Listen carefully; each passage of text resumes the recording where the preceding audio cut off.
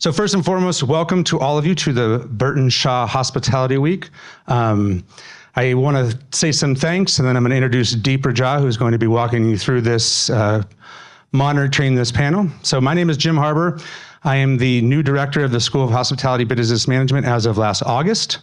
And I see lots of students. Thank you for being here. Lots of board members, faculty members. So for all of you, I appreciate you taking the time out of your day to come over here and hopefully learn some things and support the industry. So some thanks to those who make this possible. First and foremost, Angie Center is always the backbone of all these things. But what's unique about today is that today we actually have a student who has taken this portion of the event from start to finish. So set all of the room design, finding all these people, conning Deepa into coming into the space and monitoring it, and now watching it come to fruition. So Darian, where are you? Darian's in the back, so give Darian a nice round of applause. So we only have an hour, so I'm not going to talk too much. For all of you who know who I am, I like to talk a lot. So I will take this time to introduce Deepa Jha, who is been with us for a long time, and he is the Dean in Equity of Inclusion and Pedagogy for the Carson College of Business. In 2023, he was the International Hospitality Institute named him the 100 most influential people in USA hospitality and travel, and known for his influence on luxury brands, and teaches that a lot in your 280 classes and whatnot. So without further ado, I'm gonna hand this mic over, and you will hear from me plenty of times throughout the, come on in everybody, don't be shy, just come on in and start taking over chairs. So Deepa, without further ado, the floor is yours. Thank you, Jim.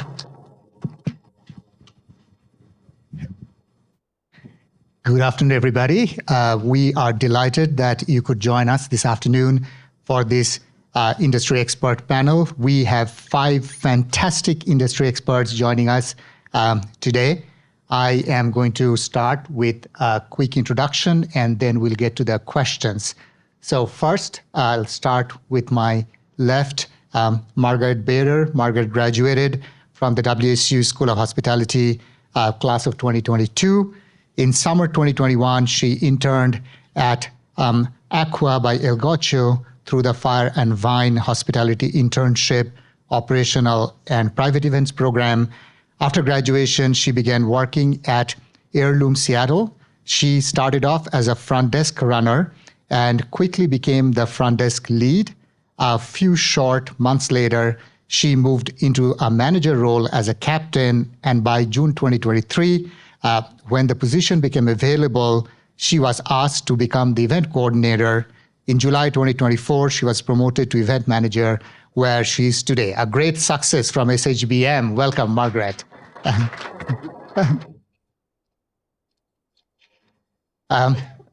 Renee Perijean.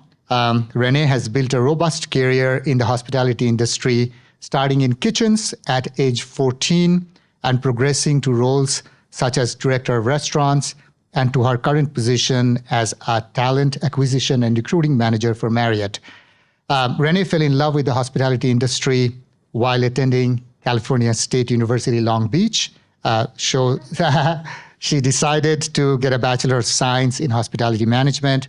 Renee's passion for the restaurant industry led her to work in 16 different food and beverage concepts at notable locations, including the Ritz-Carlton Laguna Niguel, the Ritz-Carlton Dove Mountain, and the San Diego Marriott Marquis.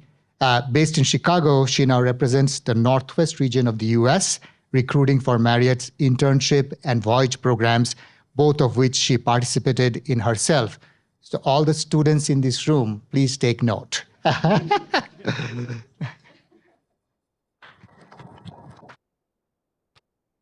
Welcome, Renee. Jordan Petrie. Jordan is the executive director of the Evergreen chapter of the Club Management Association of America and the assistant general manager controller at the University Club of Seattle. Jordan has 30 years of hospitality experience, beginning as a dishwasher at the age of 13 and 19 years of hotel and private club management experience. Jordan is passionate about supporting CMAA, a professional association that promotes the private club industry and provides opportunities for education and mentoring amongst its members. It is the goal of the Evergreen chapter to continue to collaborate with WSU School of Hospitality to eventually reestablish educational offerings specific to club management and to provide a pipeline for hospitality students to learn about the opportunities in the club industry. Welcome, Jordan. Joshua Rockwell is a seasoned hospitality professional with over 20 years of experience in leading food and beverage operations at high-end resorts and restaurants. Currently, he is the Resort Food and Beverage Director at the Coeur d'Alene Golf and Spa Resort, where he and his team are dedicated to creating elevated guest experiences, optimizing operations, and fostering strong team cultures. With a passion for leadership, service excellence, and growing businesses, he brings valuable insights into creating successful hospitality environments. Welcome, Joshua. Our final panelist is Molly Wilnowitz. Molly is a seasoned sales professional whose career has spanned the hospitality and senior living industries. Early in her career, Molly was eager to find a way to professionally work with aging adults. Although she had a solid hospitality industry foundation with her hospitality business management degree from WSU, she was initially unaware of the senior living sector. That curiosity and passion eventually led her from hotels to senior living, where she found a fulfilling way to honor aging adults by extending them the best quality of life. Molly's role as a senior sales professional has allowed her to bring her hospitality background in client relations, marketing, and sales to a new arena, one where she could have a direct impact on the well-being of seniors. Her strategic initiatives have driven success, from increasing census rates and exceeding sales goals, all while ensuring that the services provided meet the highest standard of care. Beyond her professional work, Molly has shared her knowledge as an adjunct professor at WSU, teaching HBM 475 for the Granger Cobb Institute for Senior Living. Welcome, Molly.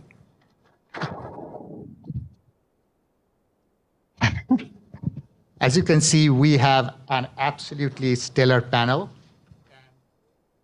And the way this is going to work is that I have a set of questions. I'm going to ask them till, say, around 2:45, and then we'll open it up for audience Q&A. Sounds good? Fantastic. So let's start with Molly. How did you first become interested in hospitality, and how did you pursue a career in it? Thank you. So I'm honored to be a part of this today. I saw Nancy, Dr. Swanner, a little bit ago, and was just expressing just the passion that I have for where you're at as students, and you're part of something special. This room is a feeling. Dining out in a restaurant is a feeling. Hospitality is a feeling. Going into somebody's house is a feeling. I knew that I wanted to be a part of that.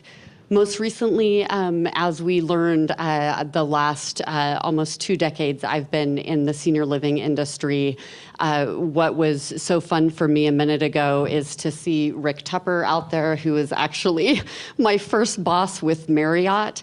And when we talk about a feeling, and we talk about hospitality and what drove us all into this space, whether you're pursuing your degree or whether you're a professional right now on this panel, is, for me, it was that feeling. I knew I loved people.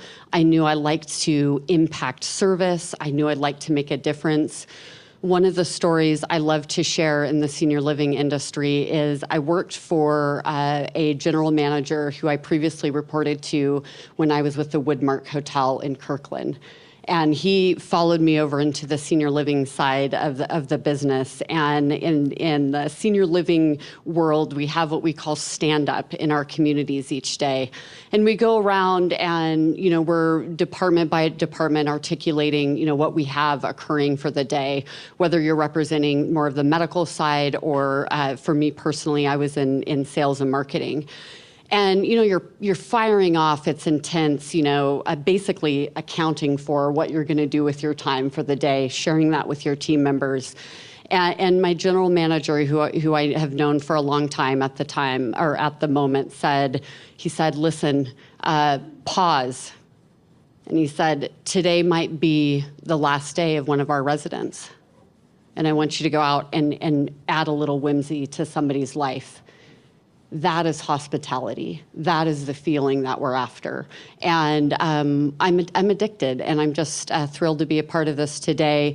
I did grow up in Pullman. It's a thrill. I flew in from Phoenix last night. I'm shaking to death still up here, but it's a thrill to be back here. And the feeling doesn't go away when you meet a fellow Coug. It's like an instantaneous connection, and that's also hospitality. So congratulations on your success in being here, and looking forward to this panel. Very good. Joshua, same question. I thought I wanted to be a chef. It's kind of how I started in this industry. Very much like Jordan, I started off as a dishwasher, and I think that's how we all find our way into this industry. One of the things that I think is interesting is how many psychology majors ends up in our industry, right? You think you're going to go do something, and you end up doing something totally different. But like Molly said, there's something addicting about this industry that calls us, and then you get a little bit of it, and you find out how amazing it is. Connecting with people, making that day, making that last day, whether they're on a vacation or a trip or something like that, or if they're celebrating something special in a restaurant, those things become addicting, and we get these little highs from being connected with each other and people. You have that as you go through college, you connect with different people here in school. It goes on and on and on through life, and something about this industry continues to do that. So just as a dishwasher, it kind of hooked me. I took a left turn into the military and then came back. So that's kind of how I got into the industry, but everywhere I've ever been, that's the way it feels and continues to drive. And that's how we end up being in these kind of roles, and time goes on, and here we are. And I remember when I sat in that seat here many years ago. Like, yeah, thank you. Sure. Mr. Petrie? As you heard, I started as a dishwasher. That was in my family's restaurant. My family owned a restaurant for 20 years. I learned everything that you didn't want to know about hospitality during that time. I went to college with a vendetta that I was going to do anything besides hospitality. I was a math and a music major. I started playing music. I had the opportunity to open for some famous acts you probably have heard of, Luke Bryan, Blake Shelton, Eric Church. And while that was thrilling, I was still tending bar in downtown Seattle, and the joy that I got out of that was more than I got from those shows. And I found myself about 2 years into that music career, and somebody approached me at that bar. It was the Lava Lounge in downtown Seattle, and a club manager said, "I need a bar manager." And I looked at him and I said, "I need a career." And and I haven't looked back, and I don't think that I would ever change the path that I've taken. So, What a wonderful story, Renee. Here, we'll share this one. First of all, nobody in the front, you guys? Come on. Well, I actually went to school predominantly for nursing. So spent a lot, I had 4 majors. We won't go into all of that. But what I predominantly did was nursing. And then one day I kind of woke up and was like, that's kind of depressing sometimes. And I'm a joyous person. I like having fun. And at the time I was working at a restaurant called The Crab Pot. There's actually one in Seattle. So fun fact, I worked at their little sister restaurant in Long Beach. And my shifts flew by. I just loved every day there. Kind of like echoing some of my colleagues here, but you get addicted, right? You're just like, this is so fun, making somebody's day. And so I just really fell in love with it. And I realized, okay, maybe nursing isn't for me, but what's another way I can take care of people? A little less life or death. It's a little bit more, yes, smiles. Yes, sometimes, not all days are perfect in our industry, but it's the really good days that keep you going. So that's kind of where I shifted. Very good. Margaret? For me, I wasn't really sure what I wanted to do in high school. I was looking at either going into the film industry and looking at film school or culinary school, wanting to work more in the back of house. It wasn't until I was approached by one of my high school mentors that said I should join the DECA chapter at our high school, and I had no idea what business really entailed, and so I had no idea what competition I wanted to compete in, and after having a few conversations with him and one of my friends, he suggested that we join the hospitality team decision-making competition.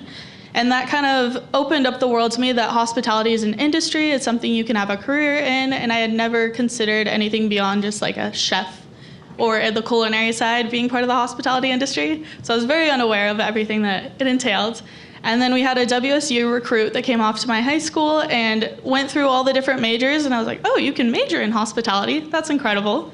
So I was dead set on going to Wazoo part of my senior year, just applying to schools. I'm like, I'm gonna find a hospitality program, and I started off as a hospitality major and ended as a hospitality graduate. So definitely this program inspired a passion in me, meeting many industry leaders that I recognize faces in here today that I was attending these career fairs and seeing them and getting to hear them as guest speakers.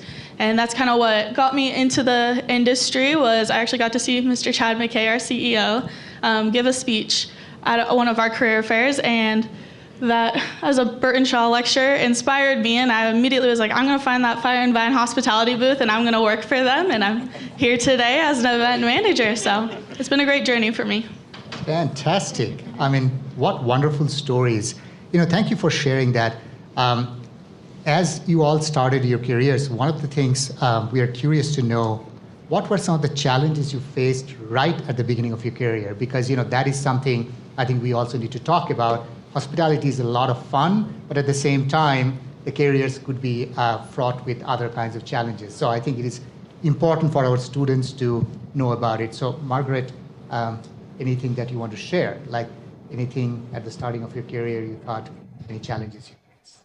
One challenge that was very specific to kind of my journey was right after I was graduating, I really wanted to do the study abroad program in Italy. And during the pandemic, so I graduated in class of 2022, it had been canceled 2 times in a row, and I really wanted to still participate in that. So while all my other friends and graduates of the program were immediately having jobs after, I didn't have one lined up, and I was really kicking myself on my Italy program. I was so grateful to be there, but I didn't have anything lined up. So one of the event directors for my internship program had reached out and said she was looking for an event coordinator.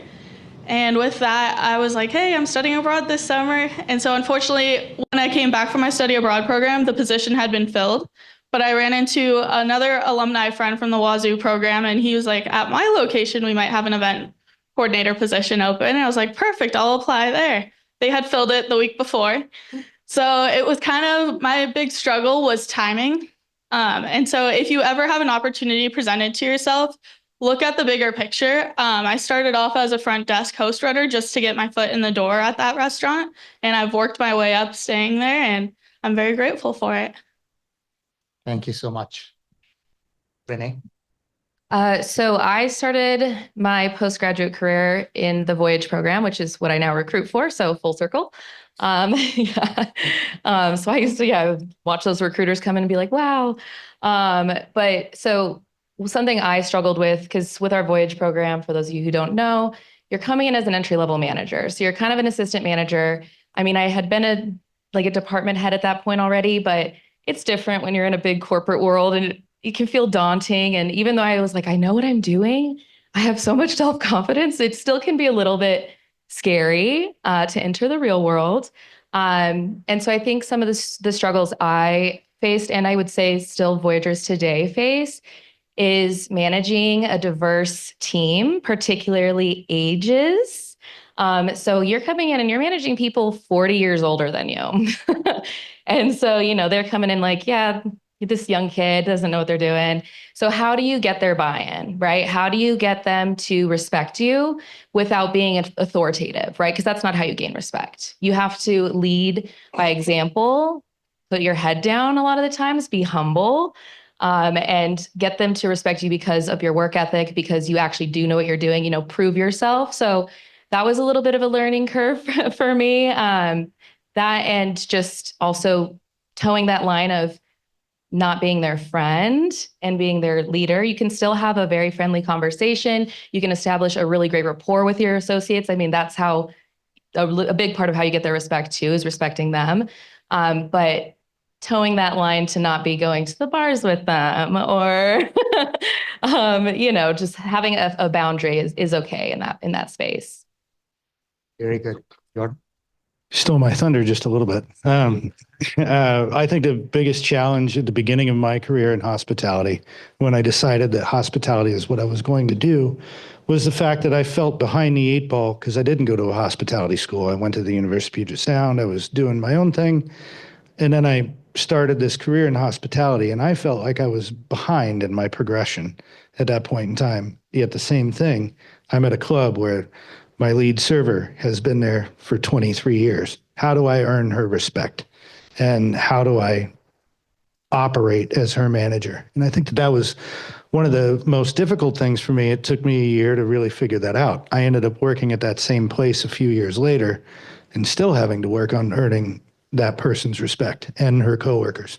It took time. It took me establishing my own philosophy of management and how I did it. But that was that microcosm of I need to be progressing faster. I'm behind in what I should be doing right now. Oh, by the way, I have somebody who's 23 years my senior and has known me since I was 8 years old. How do I manage that position? So good learning experience, difficult to say the least, but. Yeah, again, a lot of thunder getting stolen around here. I love it. But yeah, I think one of those things that is challenging as a young person getting into this industry is having patience. That you're seniors, you're going out, you're a lot further along than where you are or where you started at school, and now you get to start over again. And wanting to be very impatient is very natural. And that was a big struggle for me. Again, I felt very behind. I was in the military, so I was 4 years behind everybody I knew from high school coming back to school. So this eagerness, this ambition, this fast-paced attitude is tough when realizing that there's plenty of time that you got to pay your dues and understand and learn. And there's a lot of stuff that these fantastic professors have taught you, but you're not going to have that opportunity to implement it today. But tomorrow you will. And waiting for tomorrow is tough. And so that's one of the things that I found a challenge when I was young and early in the career, was having a little bit of patience. But all the success and all the great stuff does come with time. So have patience. Very good. Molly? I love these answers. This is awesome. Okay, does anyone have an elevated ego out there? Okay. That's what I'm going to talk about. I graduated from the program and I had 7 job offers. I thought, hot damn, I am the shit, right? And I'm thinking this school is like nationally recognized, and here I go, and I'm going to be out there with Marriott. Okay, 2 things happened to me. I went into sales. That will humble you immediately. And with Marriott, by the way, yes. And I was so excited as Marriott had committed to my growth as a new graduate. You'll have to remind me of the name of the program. Sales Voyage program. Oh, it is the Voyage. It's had a lot of rebrands. Oh, I'm like, I don't remember that, but okay. So I landed with Rick Tupper at the Residence Inn, brand new property in Redmond, Washington. Lived down the street. Thought I was so cool. Immediately, I think I started in late July. And let's talk about an obstacle that all of you have had to overcome with a pandemic. We had to do the same thing when 9/11 happened. I immediately lost my role. Marriott froze the program and I was out of a job. And I was like, oh, maybe I'm not that cool. So I had to pivot quickly. And one of the things that I'll recommend and just say is, due to the fact that this program requires your internship hours, which is exceptional, gives you the opportunity to start your networking early. I did land immediately at another property with Marriott that was a franchise, not corporate, because at the time, once again, that was frozen with 9/11. However, then I was able to shift over to a role with the Woodmark Hotel in the sales and marketing. I had internship there. I knew the general manager. He remembered that I hustled real hard and was very eager as a summer intern. So just full circle, yes, you are part of a program that should inflate your ego a little bit, but be ready to be humble and, to ask a lot of questions, because at the end of the day, as everyone has indicated, you'll grow. Actually, that's a great question and a great segue to my next question, answer, Molly, because I was about to ask about mentorships, because you talked about networking, and especially, have you had any significant mentors who inspired you or your career? How did they help you within the industry, whether you are starting out or even now being a seasoned professional? So. Well, yeah. Just show of hands, personal or professional mentors. Does everyone have one? Raise your hand if you have somebody. Yeah. Okay. If I were to identify one of the most important elements of being a professional, is to align yourself with a strong mentor, somebody that will challenge you, hold you accountable. You mentioned it earlier, but just really just staying above the line, right? Professionally, align yourself with someone that is a little bit rigid, that is going to push you. I've been so lucky to have many from hotels, and I'm still just tickled to see faces I know out here, because that network doesn't go away. And so, I could go on and on, but I do believe it is the, number one foundationally most important thing that you'll do is, ask somebody to be a little brave. Would you have capacity to, offer your time? And you'll find, I'm sure, that everyone will make the time for you. Yeah, absolutely. Having a mentor is really, really important.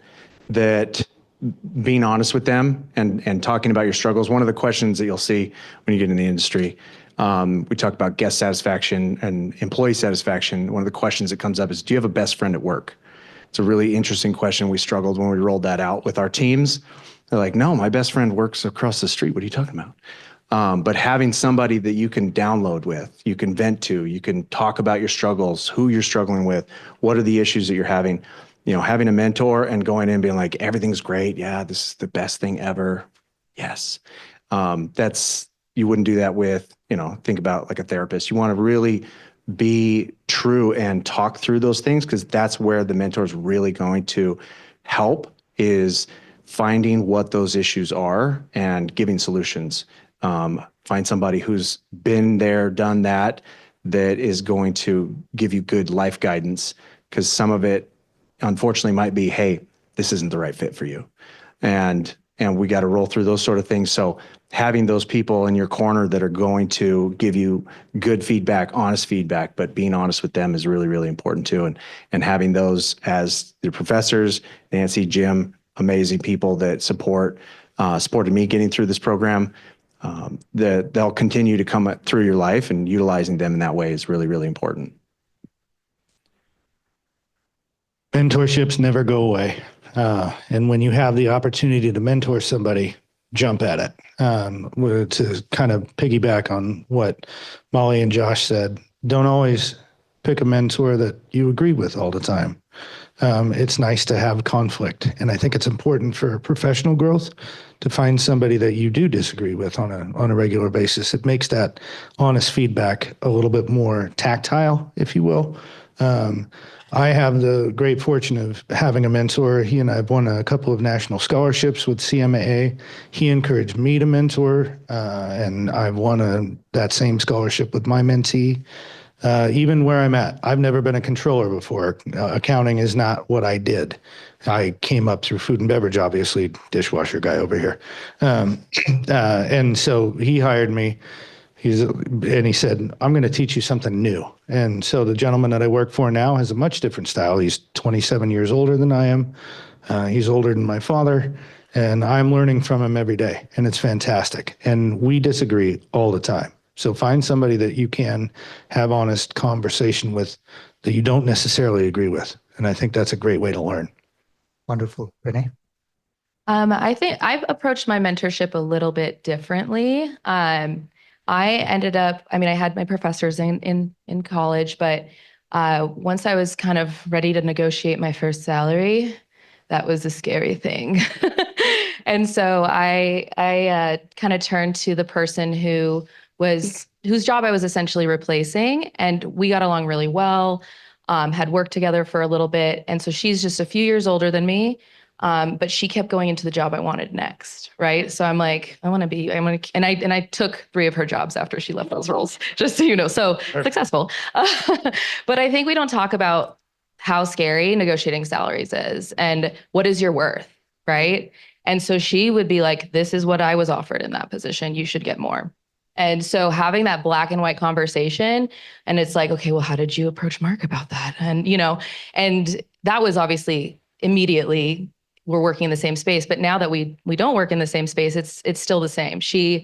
Her husband's in the Navy, so she keeps moving around into all these various roles, but it's ironic that we're both now in an HR space. So it's kind of funny that we both shifted.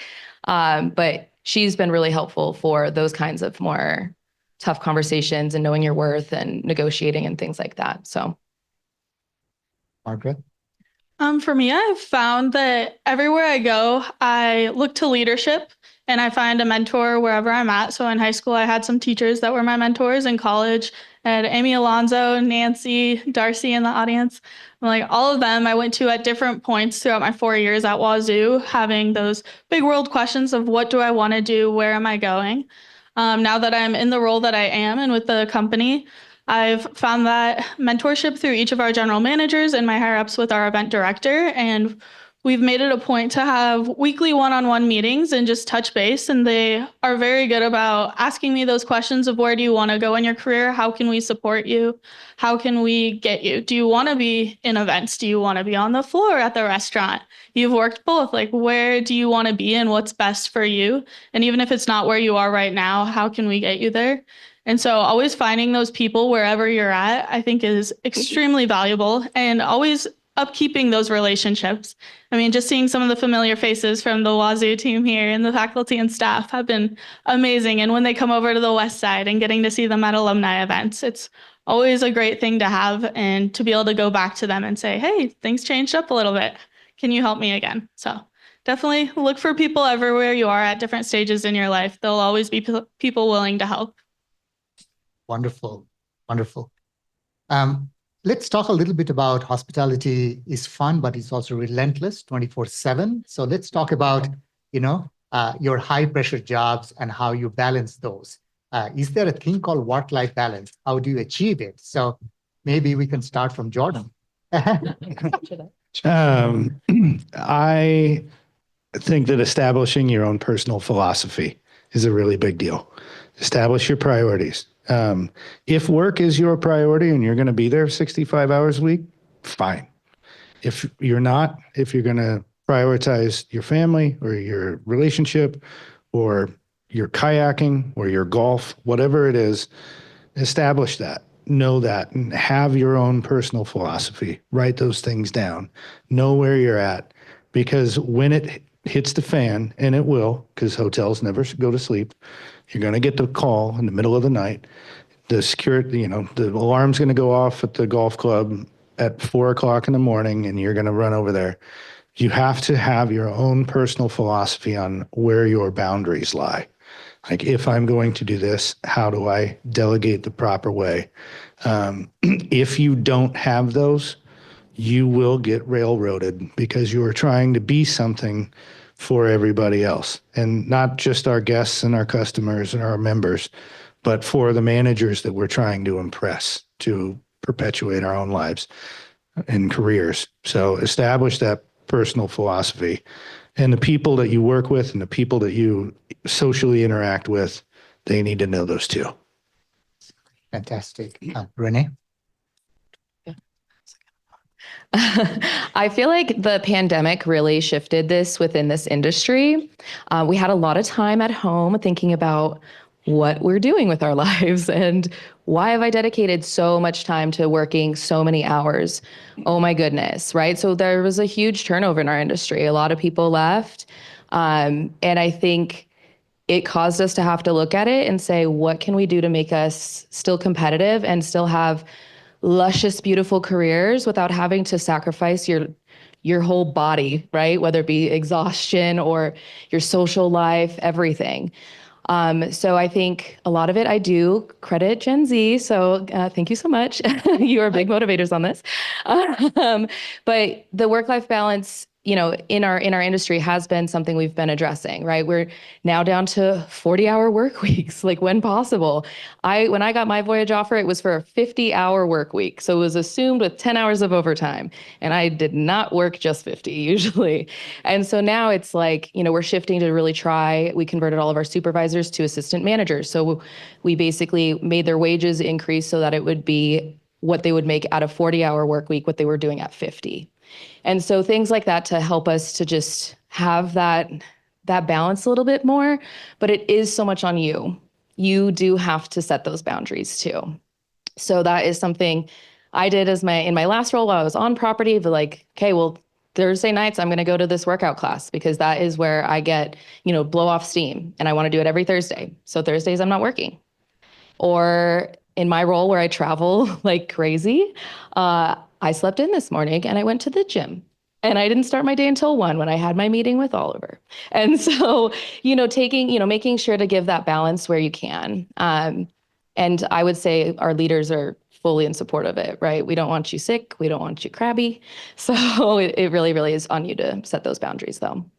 Wonderful. Joshua, what about you?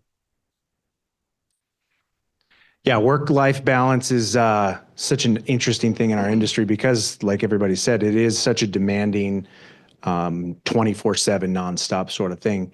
And I think it's really important to remember that there's going to ebb and flow with things that are happening in your seasons too.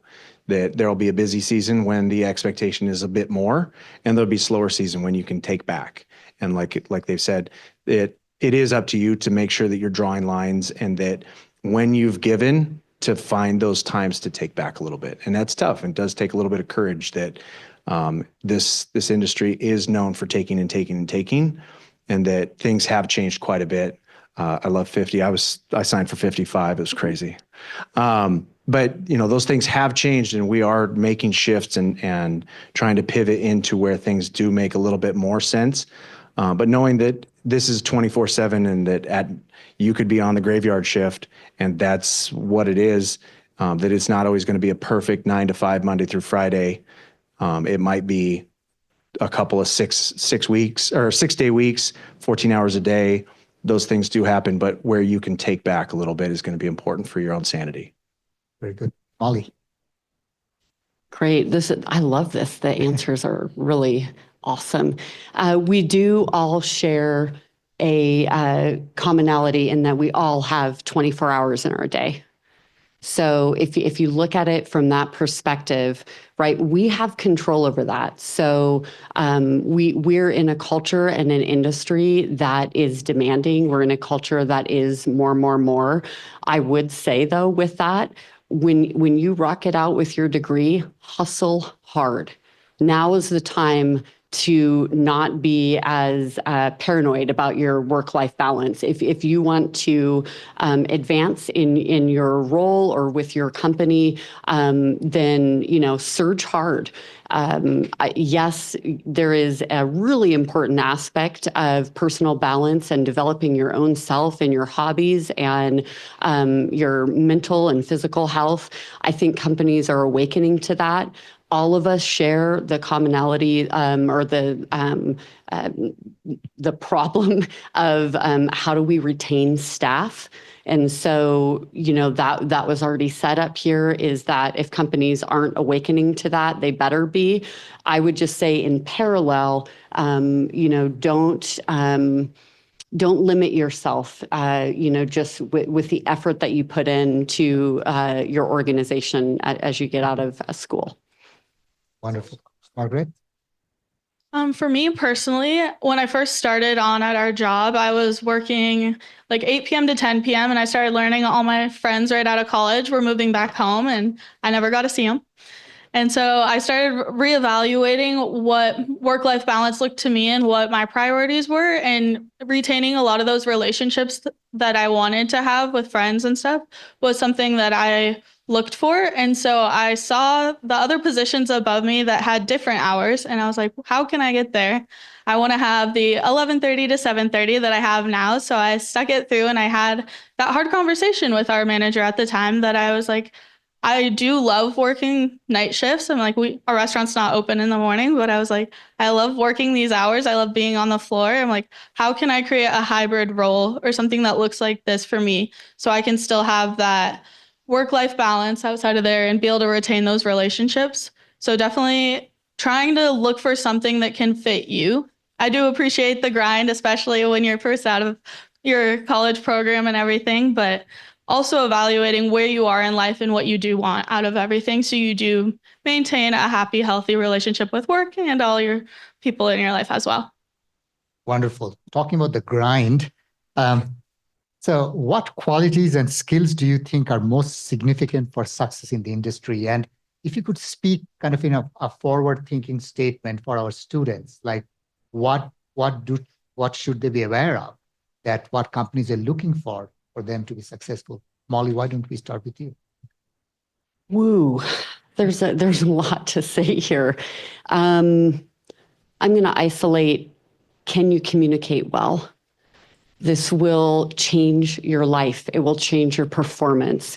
Can you anticipate problems ahead of the problems and deliver that to your team and effectively, just stay ahead of potential problems or stay ahead of customer service? I would say communication. Very well. Joshua? I think being innovative, as we see what's happening with technology and AI and different things, that's a serious piece of what we do now, that it used to be very human capital based. And now we see the rise of the machine and introduction of different things where a bartender can be replaced by a machine, by a thing that doesn't ask for time off and things like that. So being innovative is really, really important, that'll maintain that necessariness of us as connectors with other humans, that's what we do, and that it'll continue to keep us all relevant in our industry. Fantastic. Jordan? I have to apologize. On my trip over from Bainbridge Island this morning, I listened to a book by Pete Carroll, and as a 49ers fan, I didn't think I'd enjoy it as much as I did. But, he speaks to something that I think applies to this, where it's an eagerness to learn. People are willing to sacrifice, especially in hospitality. I don't need a bartender that can whip egg whites and, flip things around their head. I'm not necessarily looking for a level 2 sommelier. I'm looking for somebody who's eager to learn, who has a hospitality heart. And I think that that's probably one of the biggest things. I'm not in the full amount of HR that my counterparts are here, but I think when you're looking to hire and you're looking, especially that entry level internship and management position, I don't want you to know everything. If you come across in the interview like you do know everything, I'm probably going to pass. So it's an eagerness to learn and be hungry. Wonderful. Renee?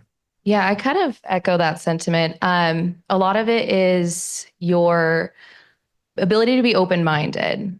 Some of my greatest learnings have been from the most uncomfortable, annoying situations. So kind of getting comfortable with being uncomfortable is really important. There will be times where you're asked to do a job that you're like, really?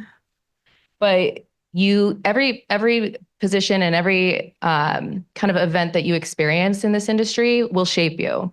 So going at it, shift that mindset. Let's try to, instead of like, I have to do this, I get to do this, right? And what can I take from this and learn and use it to spin a new skill set, right? So I think being adaptable and open-minded to positions, you never know, will really, really help you grow along your career. I think the most uncomfortable positions make you the best leader.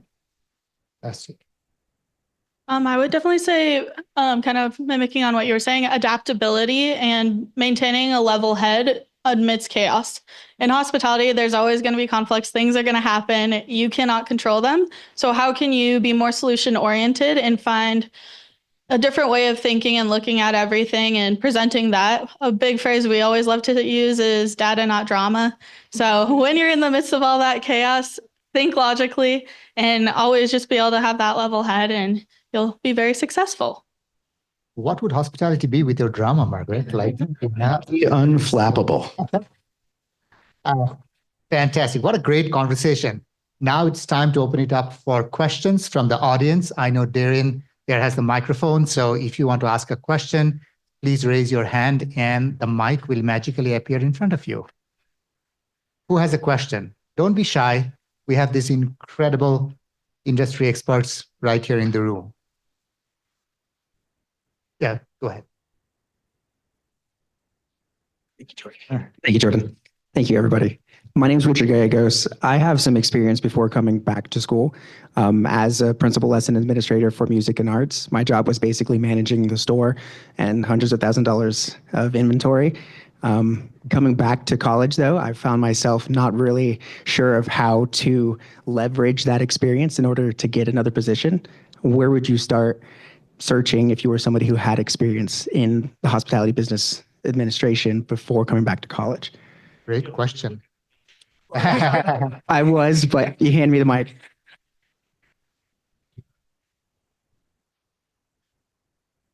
I'm looking for an inventory management program. I've got over $1.3 million worth of wine in my cellar. So all of a sudden, like, we should probably talk. It's right. I don't have really specific things, but different venues may be what you're looking for.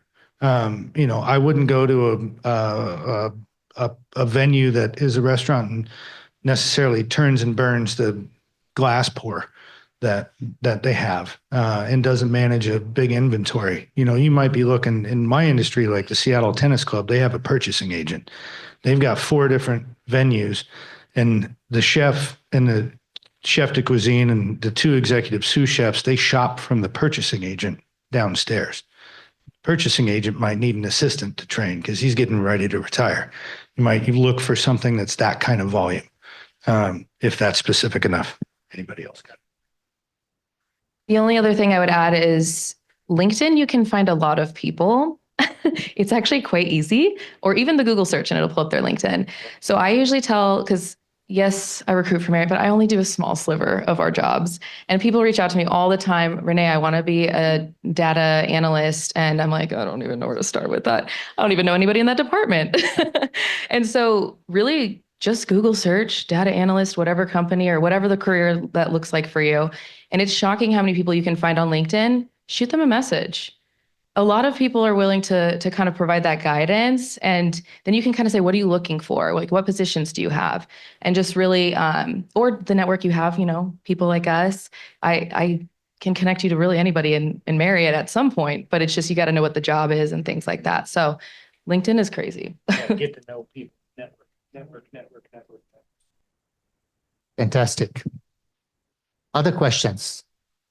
Karin.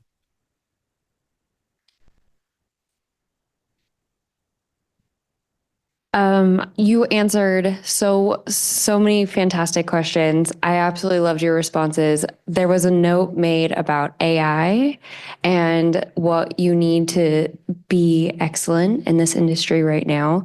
Can you speak to some of the post-COVID and technological trends that are happening in hospitality right now?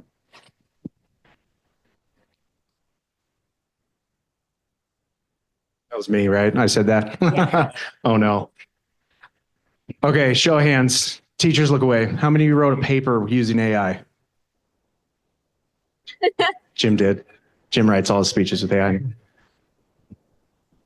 I think that's one thing that's really, really interesting about where the trajectory of our industry is going. It's not something that was around when I was going to school. So to have a conversation with the president of the resort that I'm at now, we have regular weekly meetings where we're talking about leveraging AI and using chat and different things that are there that where we can use them to support us, but not replace us. And that you've got things you need to put together.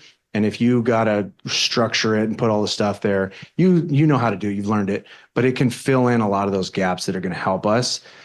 So it can be very positive. It can be very detrimental too, but if we can use it in a really great and positive way to just help us do what we do better, so we can focus on the things that are really important, like our employees and making sure that, you know, we're supporting them and through these tough different times that we have to go through, unfortunately, like COVID and 9/11 and the recession and different things that are there. We can focus on what's really, really important and leave the stuff that technology is going to leverage to help us out.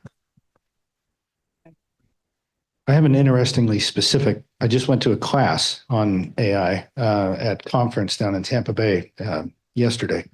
And there's a general manager at a place called the Union League Club in Philadelphia. They have 3 different locations. They've got a golf course, a high-end restaurant on the waterfront in Pennsylvania or near there, and then obviously in Philly. They hire up to 450 people every season for their multiple properties. And Jeff McFadden likes to have a personal touch. So he uses AI in a brand new way. He does an onboarding video. Hi, I'm Jeff McFadden. And he talks for about 20 minutes on the club. Now he's got that in Guatemalan, Spanish, Russian. I mean, because they're using J1 and H2B visas to bring people from out of the country. And it's a really useful tool. So knowing how to utilize that from multiple aspects, I think is important. It's not something we're ever going to get away from. And it's a really applicable thing in hospitality that I saw yesterday. Very cool. Other responses? Anybody else? Yeah, I'll just represent the senior living industry side of, in consideration.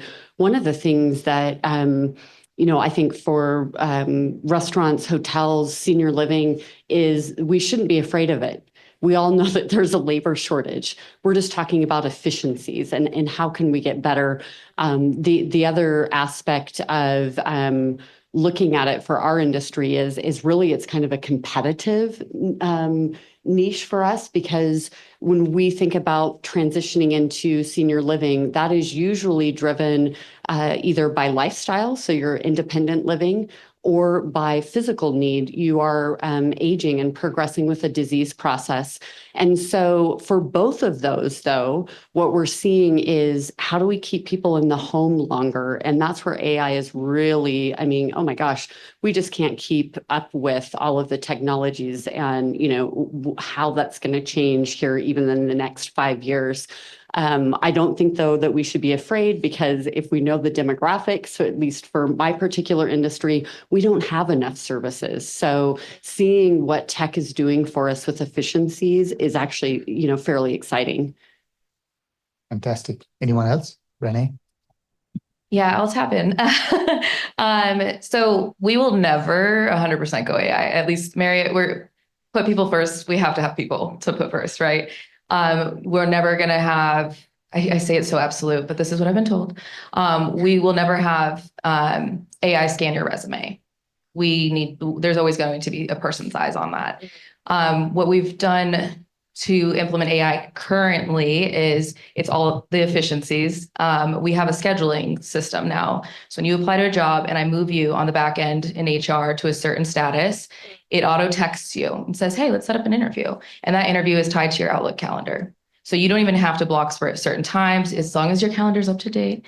It'll auto schedule with the hiring manager. So it takes that step out of the manager needing to then call these people, text all these people. They can be on the floor, right? They can be running their office. Yeah. So that's how you're going to see it in Marriott. I would say it's going to be a little bit more conservative because of that. Put people first. I did get ChatGPT blocked on my computer. I've used it too many times. So now I use Copilot. It's the approved one. But any LinkedIn status you see, that's all ChatGPT. You guys, I can't come up with that much. So that's how I use AI. But yeah, efficiencies is really where you're going to see it shine through. Fantastic. Just one very specific way that I use it in my everyday life is we're constantly trying to come up with more creative names and ways to come up on our menus. So anytime our bartenders come up with a new cocktail and we're trying to brainstorm an idea, they're like, okay, it might taste like this, have these notes. I'll just type that all into ChatGPT. It'll give me a list. Usually they're a little obscure and don't help, but I can throw those out at our bartender team and they're like, oh, this made me think of this. So just using it as a way to help to be more creative in your everyday life is how I like to use it. Oh, and Excel, getting formulas. It is amazing for that. Recently have been using that a lot.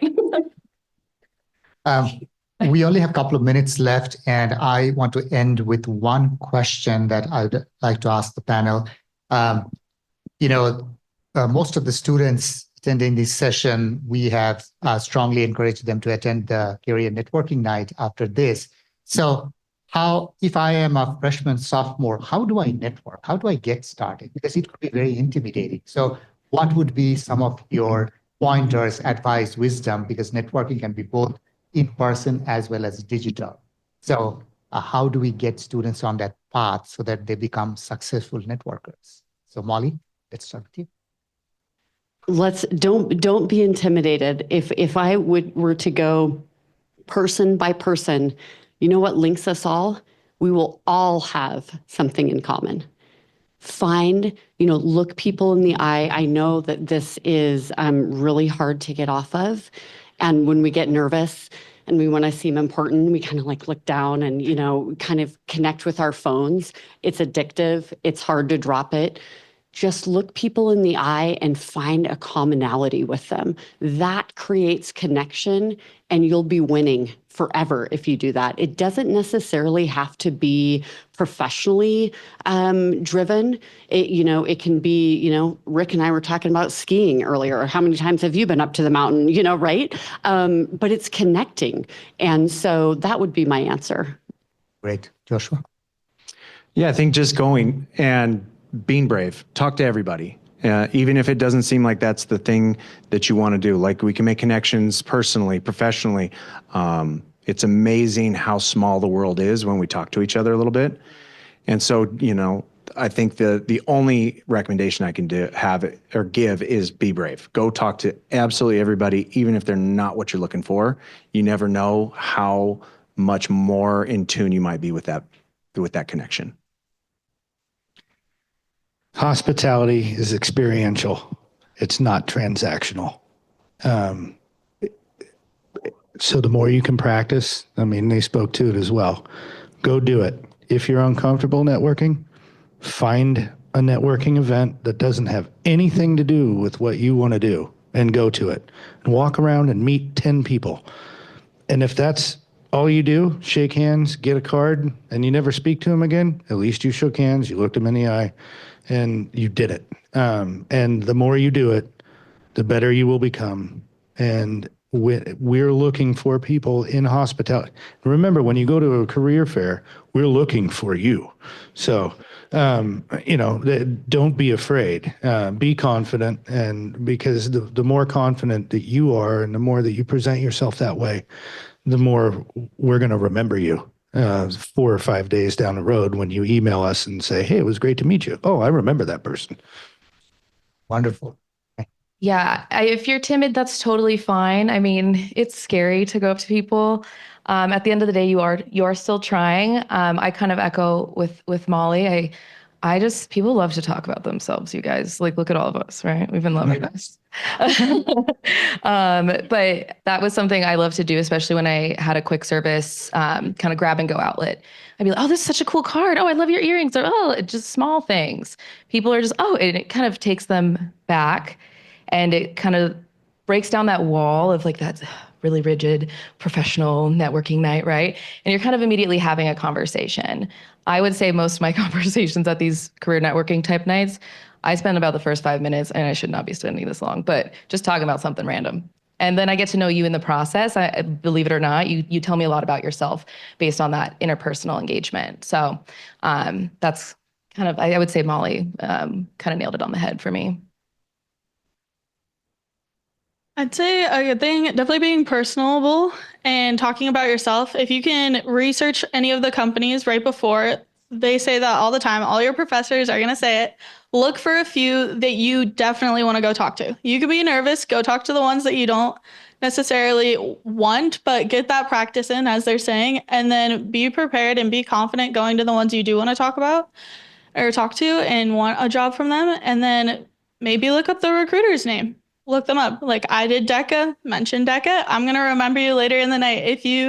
I remember a Visit Seattle recruiter had the same shirt as me and we both remembered it. She commented on it. The next year I was like, oh, you're the recruiter. We both had that matching shirt. And she remembered me immediately. So any of those little details, as they mentioned, that you can do to get your foot in the door, we're going to remember you later in the evening after we've talked to hundreds of students. You want to be the memorable one. So don't just spill or like say everything on your resume, but again, find that personal connection any way you can. Fantastic. Molly. Okay, so remember how I talked about the elevated ego earlier? Now is the time to have that. And I don't know if this is true. When I was a student, and I'm in the aging industry, so I don't mind saying when I graduated because age, whatever. I graduated in 2001, and I started off, we had a professor, Dr. Wanda Costin. Probably some people know of her. She used to terrify the you-know-what out of me, and you would have to stand up in class, arrive in a suit, and give her a handshake. She actually looked at our fingernails too, like, oh, that's not going to cut it with Hyatt. She used to tell us, like, so you know what? This university is preparing you for these nights. This is where you should have a, strong ego, elevate your confidence. I can't say enough about the university and the program they have in place and, just how prepared you are. So let the fear just roll off of your back. And whoever said that earlier, the companies are hungry for you, but they also are looking for articulate, professional, interesting, engaging, creative people. I'll shut up. Thank you for that, Molly. Jim, I think our school's new slogan should be elevated ego. Fantastic. What a great conversation.